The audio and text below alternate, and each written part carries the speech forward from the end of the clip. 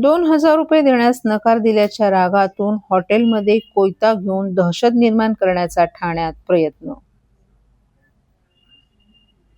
₹2000 देण्यास नकार दिल्याच्या रागातून एका इसमानं हॉटेलमध्ये कोयता घेऊन दहशत निर्माण करत तोडफोड केल्याची घटना मंगळवारी उघडकीस आली आहे.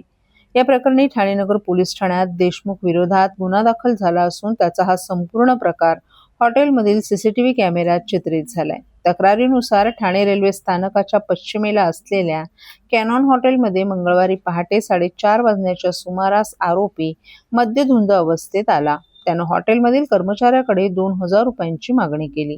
कर्मचाऱ्याने नकार दिल्यानंतर त्याने शिवीगाळ करण्यास सुरुवात केली. कर्मचाऱ्याने हॉटेलच्या व्यवस्थापकांना मोबाईलद्वारे संपर्क साधून याची माहिती दिल्यानंतर आरोपीने त्यांनाही शिवीगाळ केली. काही वेळाने आरोपीचा मित्र तेथे आला आणि त्याला घेऊन गेला. मात्र सकाळी 4:45 वाजण्याच्या सुमारास आरोपी पुन्हा हॉटेलमध्ये आला. यावेळी त्याच्या हातात कोयता होता.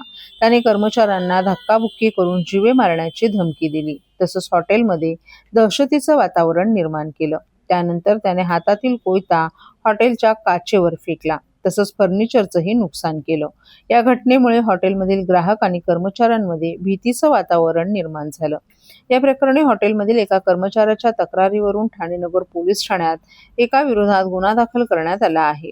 या घटनेचे सीसीटीव्ही फुटेज पोलिसांच्या हाती लागले असून त्या आधारे पुढील तपास सुरू आहे.